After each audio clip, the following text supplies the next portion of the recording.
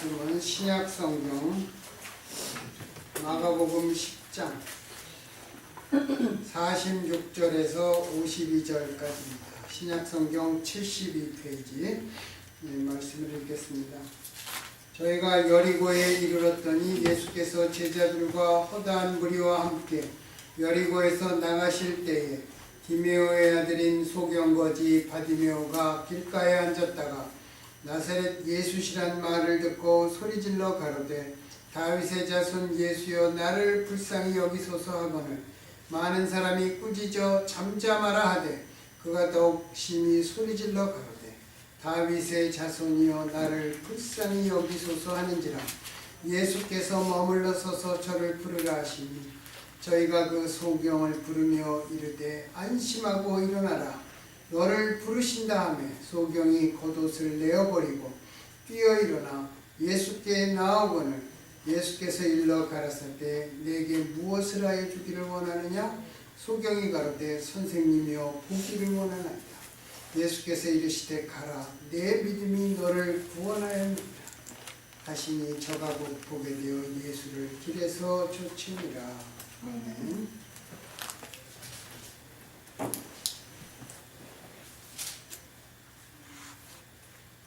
우리가 2016년 새해를 시작하면서 1월에는 새로운 각오와 소망, 어떻게 올해는 변화될 것인가, 그것에 대해서 말씀을 나누었습니다. 그리고 2월에는 믿음으로 2016년을 살아가려면 무엇부터 시작을 할 것인가, 그것을 나누려고 합니다. 우리가 2월 첫 주일에는 예배를 드리는 신령한 집, 예배로 말미암아 하나님과의 관계를 새롭게 하자 말씀을 나누었습니다. 오늘은 기도에 대해서 함께 생각을 해보려고 합니다. 지난 한 주일 동안 성경에서 가장 필사적인 기도가 무엇인가, 이리저리 생각을 해보았습니다. 어떤 믿음의 선조는 얼마나 고통이 심했던지 하나님 앞에 차라리 나를 죽이소서, 그렇게 처절한 기도를 했습니다. 또 어떤 사람은 주의 생명책에서 내 이름을 지워달라고 기도했습니다. 또 다른 사람은 내가 예수님과 끊어질지라도, 그 말이 무엇입니까? 내가 지옥에 떨어질지라도 내가 대신 지옥에 가고 내 친족들을 구원해 주시옵소서, 그렇게 기도했습니다. 이외에도 많은 기도가 있습니다. 예수님의 기도는 어땠습니까? 겟세마네 동산에서는 이 잔을 옮겨 주시옵소서, 그러나 내 뜻대로 마옵시고 아버지의 뜻대로 하옵소서, 그렇게 땀을 피같이 흘리면서 기도드렸습니다. 이 말이 무엇입니까? 땀을 피같이 흘린다. 이거를 그 많은 설교자들이 예수님께서 피를 그렇게 흘리면서 기도했다, 그건 아니에요. 성경은 그렇게 말씀하고 있지 않습니다. 땀을 피같이 흘렸다라는 말은 그 기도가 그만큼 힘들었다는 것입니다.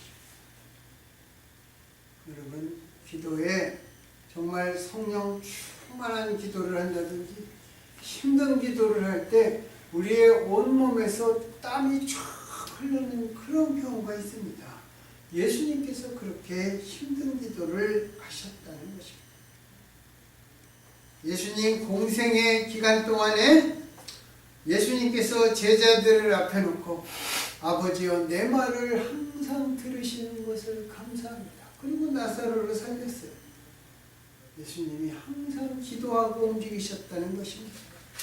공생의 기간 동안 병들고 배고프고 죄와 연약함 속에 살아가는 당신의 백성들을 보시고 불쌍히 여기셨습니다. 여러분, 성경에 나오는 불쌍히 여기셨다, 그건 뭐냐? 컴패션이라는 영어 단어입니다. 컴패션은 컴과 패션이 합쳐져서 된 단어인데, 컴패션은 그 아파하는 그 심정의 자리에 들어있다. 우리가 어떤 사람이 아픕니다. 그 사람이 아픔 속에 고통합니다. 불쌍히 여겼다, 컴패션을 가졌다. 그 말은 그 아픈 마음속에 내가 함께 자리했다 그런 것입니다. 그래서 예수님께서 그들의 모든 갓난과 질곡, 죄와 연약을 스스로 짊어지시고 우리의 죄값을 대신 지불하시려고 십자가의 길을 가신 것입니다. 예수님께서 불쌍히 여기셨다. 그 같은 마음을 가졌다 그런 것입니다.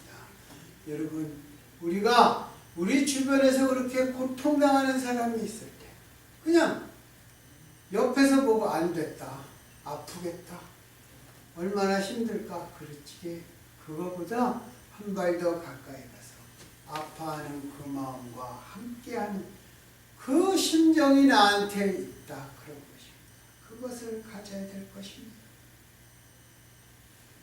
우리들도 지금 현재 간절히 기도할 것들이 있을 것입니다. 오늘은 바디메오의 부르짖음을 보면서 우리도 바디메오처럼 부르짖고 부르짖는 즉시 예수님의 부르심과 응답을 받는 기도, 그 기도를 우리 모두가 드릴 수 있기를 소원합니다. 여러분, 이 말에 아멘 안 하십니까? 꼭 이렇게 돼야 되는 것입니다. 잠언 13장에 보면 이런 말이 있습니다. 소망이 더디 이루게 되면 마음을 상하게 하는 heart sick, 그렇게 되어 있습니다. 영어를 마음을 상하게 하는 소원을 이루는 것, 그것이 곧 생명나무다 그렇게 얘기합니다. 생명나무가 어디 나오죠? 창세기에 나옵니다. 생명나무와 선악과가 나옵니다. 우리가 하나님 앞에 기도를 하는데 그 기도가 금방 이루어지지 않습니다. 오랜 시간 걸립니다.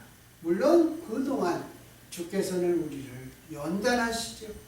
강하게 만드시는 것입니다. 그러나 소원이 이루어지지 않으면 우리의 마음이 상하고 아파지는 것입니다. 그래서 소원이 이루어지는 것이 생명나무라고 잠언은 말씀하고 있습니다. 오늘 바디메오는 예수님이 지나간다는 소리를 듣고 정말 기도했습니다. 뭐라고 기도했습니까?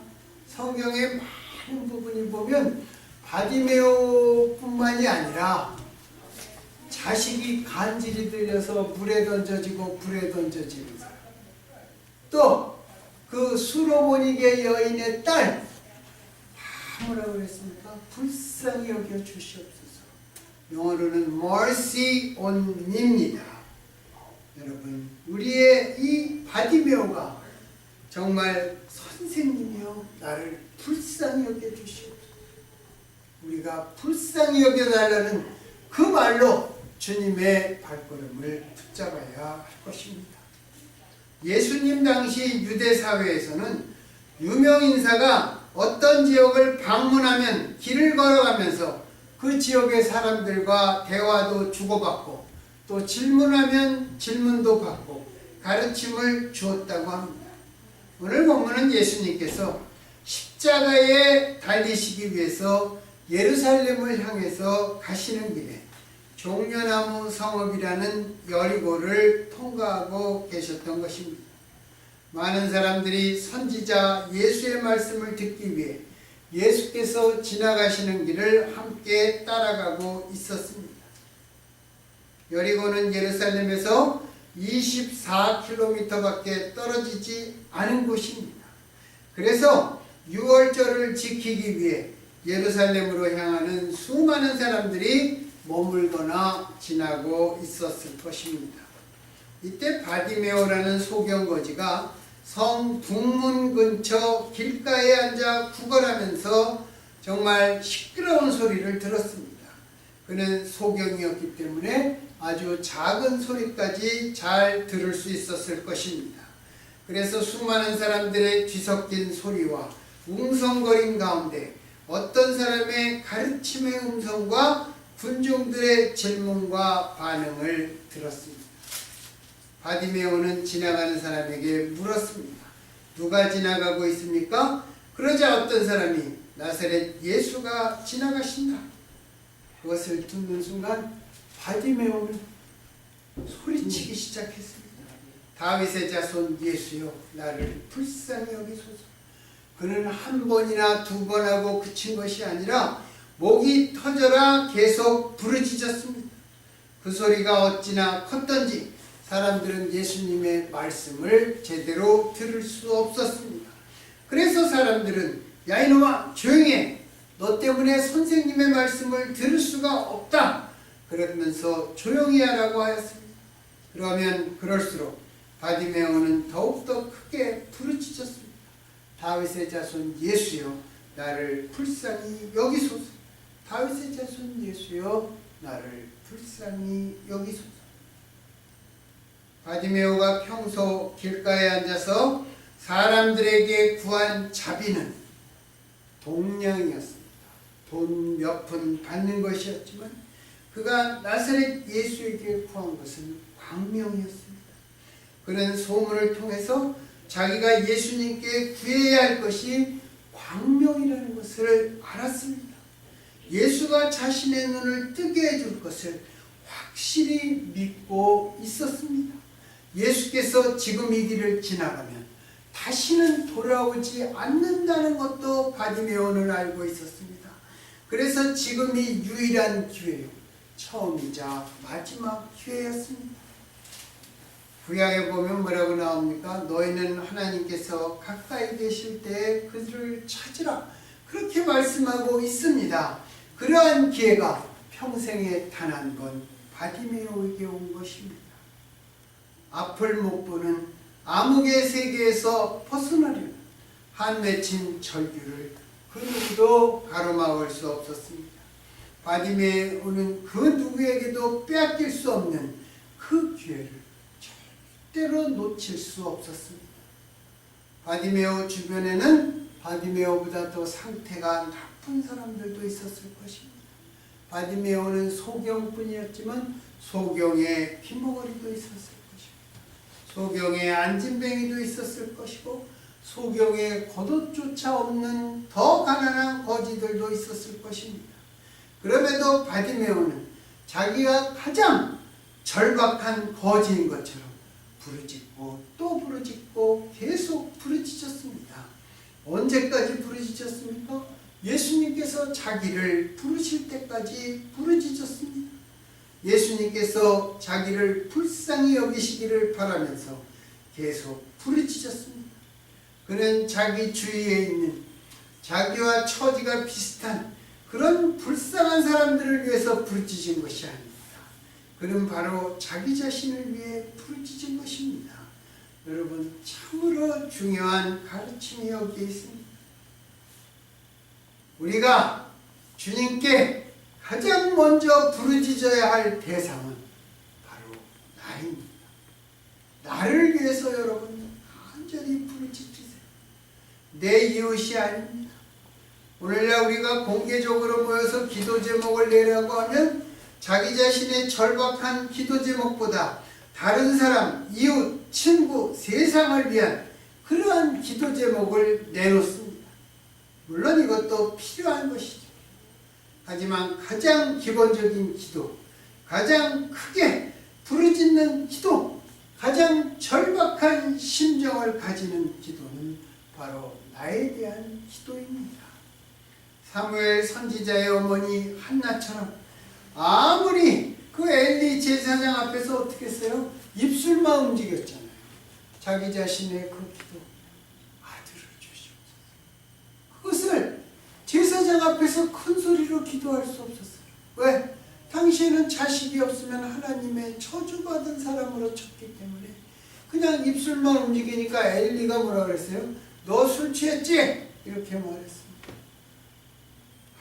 아무리 작은 그러한 기도, 심형처럼 터지는 기도를 하더라도 가장 필사적인 기도의 대상은 납니다. 남이 아닙니다. 우리는 다만 그것을 공개적으로 감출 뿐입니다. 왜냐하면 신자 사이에도 서로 100% 믿지 못하기 때문입니다. 내가 정말 부끄러운 기도 제목을 내놓으면 그것이 상대방 다른 사람들에게 가십거리가 될까봐 그런 염려가 있는 것입니다. 그래서 사무엘의 어머니 한나가 입술만을 움직이면서 하느님만 들으시게 기도한 것입니다. 그런데 바디메오는 주위의 시선이나 손가락질 등은 아랑곳하지 않았습니다. 그의 길은 오직 예수님의 부르심과 예수님의 대답에만 주파수가 맞춰져 있었습니다. 그래서 그는 예수님의 발자국 소리가 멈추어지고 예수님께서 그를 부르실 때까지 절규하는 부르짖음을 멈추지 않았던 것입니다. 다윗의 자손 예수여 나를 불쌍히 여기소서. 이것은 우리들의 기도가 되어야 합니다. 여러분은 기도의 시작을 무엇으로 시작합니까? 무엇으로 기도를 시작합니까? 그냥 내가 필요한 거 몇 가지 딱 얘기하고 뭐합니까?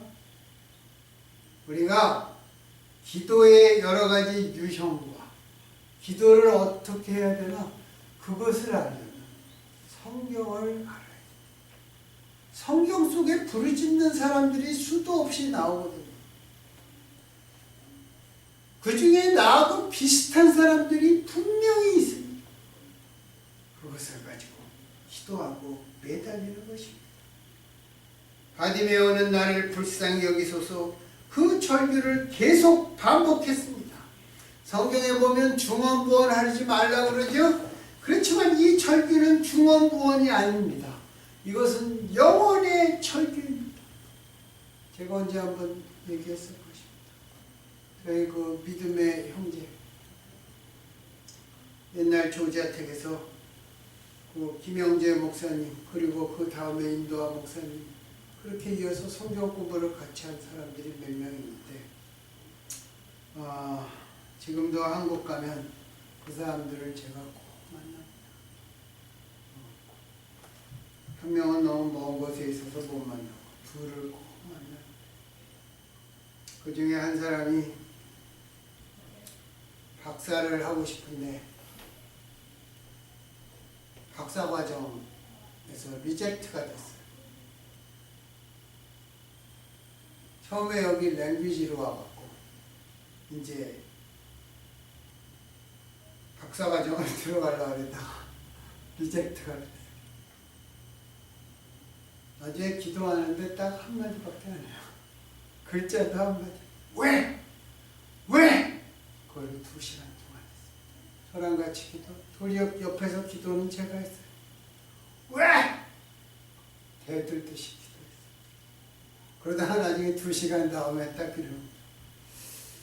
ESM? 딱 그러는 거예요. 왜? ESM이 엔지니어링 사이언스 앤 메커닉스입니다. 예.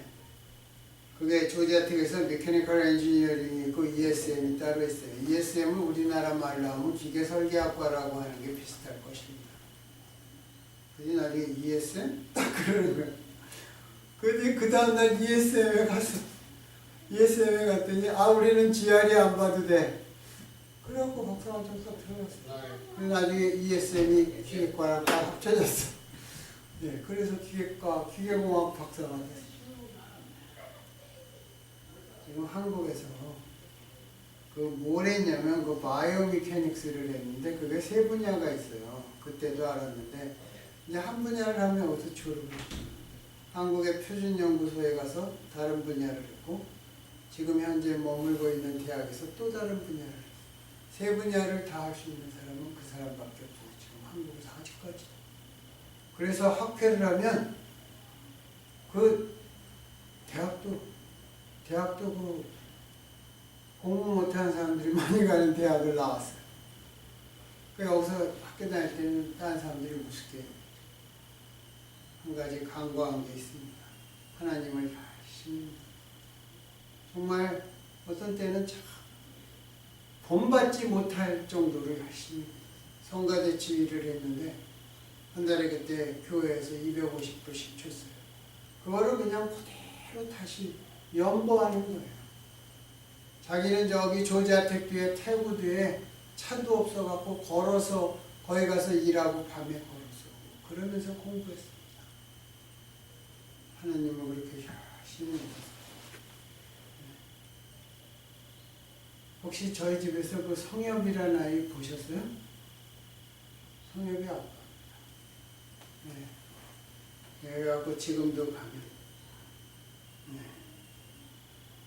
꼭 만나고 그러는데 그랬던 사람 왜? 야, 그 기도가 아마 제가 평생 못 잊을 것 같아요. 저는 막 옆에서 막 하나님한테 대들듯이 기도하고 있는데 그 친구는 왜? 그래서 나중에 너는 뭐 기도를 이렇게 쉽게 하냐? 그랬더니 제가 좀 잘못했나요? 그래요. 그렇지만 절박한 상황이 되면 우리 입에서 나오는 기도는 한마디밖에 없어요. 바디메오처럼 여러분 불쌍히 여기시고 그 기도를 하시는 거예요. 우리가 바디메오처럼 기도해야 됩니다. 체면 차리고 적당히 한두 마디 하고 고상한 척 할 여유가 없습니다. 그런데도 우리는 체면 차리죠. 심령이 가난한 사람만이 절규하는 영혼으로 기도할 수 있습니다. 예수님이 뭐라 그랬어요? 팔복에서 심령이 가난한 자는 복이 있나니, 그리고 그 다음에 뭐라 그랬어요? 애통하는 자는 복이 있나니 그랬습니다. 저희가 위로를 받을 것입니다. 심령이 가난해야 애통할 수 있는 것입니다. 마침내 바디메오는 그 부르짖음이 들으신 바 되어서 예수님 앞에 인도되었습니다.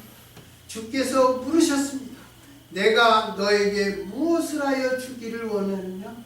전번에 그 베데스다 목가에서 38년 된 병자는 예수님이 그 병이 오래인 줄 아시고 왜? 내가 낫고자 하느냐 이렇게 물어보니까 그 사람은 뭐라 그랬어요? 내가 그 천사가 와서 물을 동할 때 내가 걸어가는 순간 내 거동이 불편하니까 다른 사람이 먼저 가. 그런 대답이 아니에요. 바디메오는 내가 너에게 무엇을 해주기를 원하느냐? 그냥 직접 대답을 합니다. 보기를 원합니다. 보기를 원합니다. 하나님 이거는 이렇고 저거는 저렇고 이렇고.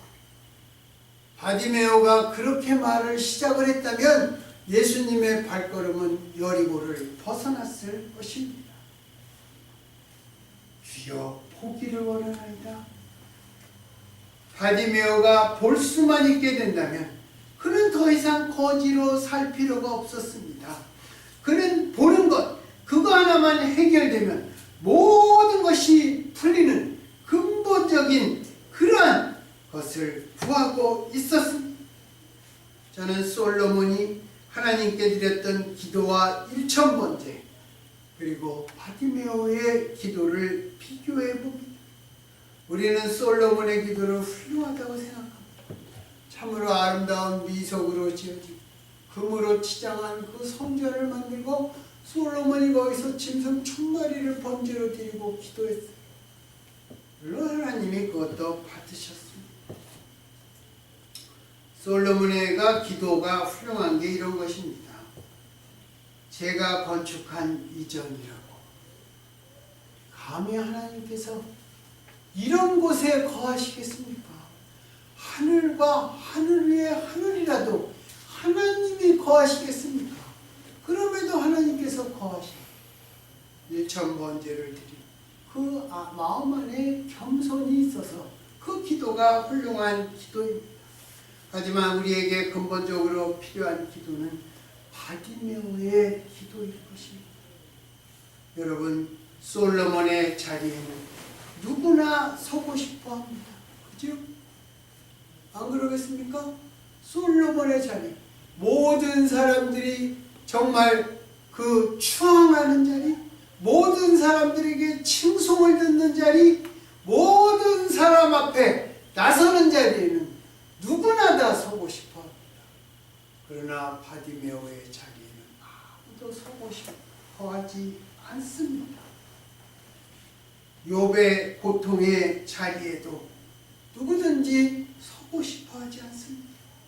우리가 성경을 통해서 꼭 마음에 새겨야 할 믿음의 자세가 있다고 생각합니다. 솔로몬의 부귀보다 욥의 고난이 더 낫다고 생각하십니까? 우리는 솔로몬의 부귀를 욥의 고난보다 훨씬 더 좋아하지만 예수님께서 말씀하신 행적을 보면 솔로몬의 부귀보다 욥의 고난이 더 낫고 솔로몬의 지혜보다 욥의 인내가 더 가치 있다. 그런 자세가 오늘을 살아가는 그리스도인들에게 필요한 것입니다. 한국의 초대교회사나 외정시대 6.25 이런 것을 거치면서 정말 이런 교회 리더십이 있었습니다. 솔로몬의 부귀보다 욥의 고난을 더 가치 있게 생각하는 그런 교회 리더십이 있었습니다. 오늘날은 어떻습니까? 모두가 다 솔로몬의 자리에 앉기를 원하는 사람이 훨씬 더 많답니다. 그리고 그런 사람들만 교계에서 이렇게 등장하잖아요. 나타나. 그러니까 교회는 온통 그런 사람들로 도배를 하는 것입니다. 솔로몬이 그렇게 나았지만 솔로몬의 시대는 두 가지로 나눠집니다. 첫 번째, 성전을 건축한 믿음의 시대가 있고, 두 번째, 모든 것이 너무 풍요로우니까 이방 신들을 위해서 거기에 자기의 후처들을 위해서 우상을 섬기는 두 개로 나눠지는 것입니다. 욥은 고통 속에서 끝까지 자기의 믿음을 지켰습니다.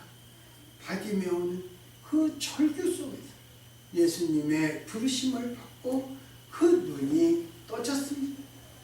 바디메오는 예수님 앞에 나아가는데 입고 있던 거추장스러운 겉옷을 벗어버렸습니다. 그의 거지 동양 그립도 밟아버리고 나아갔습니다. 지금까지 우리가 주님을 믿는다고 하면서 입고 있고 걸치고 있던 그 겉옷, 우리들의 체면, 품위, 내 손에 쥐고 있는 그러한 것들, 그런 것들을 다 들고 주님 앞에 나가면 우리는 좁은 문을 통과할 수 없을 것입니다. 주께서 우리를 부르실 때 예수님께서 뭐라 그랬어요? 누구든지 나를 따라오려거든 자기를 부인하고 자기 십자가를 지고 나를 쫓을 것이다. 자기를 부인한다는 것은 내 손에 들고 있던 것, 내가 추구하는 그것을 내려놓는 것입니다. 주께서 그것을 더해 주실 수도 있고 다 거두어 버릴 수도 있습니다. 바디메오가 그의 동양 그릇, 겉옷 등 모든 것을 다 챙겼다면, 그리고 야 나보고 오라 그러니까 주변에 같이 있던 그 소경 거지들 다 같이 가자 그랬다면 주님의 발걸음은 이미 여리고의 북문을 지나갔을 것입니다. 여기서 바디메오가 다윗의 자손 예수라고 부릅니다. 그것은 정복자로서의 예수님이라고 생각한 것입니다. 이 말은 이렇게 보면 맞죠. 이렇게 보면 틀리는 말입니다. 그러나 그것이 중요한 것이 아니에요. 그런 예수를 정말 부르짖고 또 부르짖었습니다. 주님께. 우리가 주님을 다 알지 못하지만 주님께 부르짖는 그러한 우리들의 기도가 되어야 할 것입니다. 바디메오는 자신의 기도가 응답받았을 때 그는 길에서 예수님을 따라갔습니다. 필사적인 강구가 이루어진 후에 그는 주님을 따르는 믿음으로 제자의 길을 간 것입니다. 그는 주를 향한 간절한 부르짖음에서 시작하였고 보게 되었을 때 감사하였으며 예수님께서 가시는 길을 따라가는 제자의 길을 갔습니다. 예수님이 맨 마지막에 뭐라고 그랬어요? 예수님이 내 믿음이 너를 구원하였다 그랬습니다. 예수님의 능력과 나의 믿음이 손바닥 치듯 딱 만날 때 기도가 이루어지는 것입니다. 우리도 오늘 부르짖어야 할 것입니다. 여러분 그 성경에 보면 하루에 3번씩 기도한 사람 있죠? 다니엘입니다. 다니엘이 그 창을 열고 예루살렘을 향한 창문을 열고 하루에 3번씩 지나가는 사람이 다 볼 수 있게, 정말 그 다리오 왕 외에는 기도가 금지되어 있었지만 창문을 열고 볼래면 봐라, 그리고 하나님의 성전을 향해서 기도했습니다. 하루에 3번씩 기도했습니다. 제가 예전에 나도 다니엘처럼 하루에 3번씩 기도해야 되겠다. 하루에 3번 기도하는 게 보통 힘든데, 그냥 눈 살짝 감고 내가 지금 식사 기도하듯이 기도합니다, 그거는 아닙니다. 정말 레귤러 기도를 새벽과 낮과 밤, 그거 정말 며칠 안에 다 끝나버렸죠.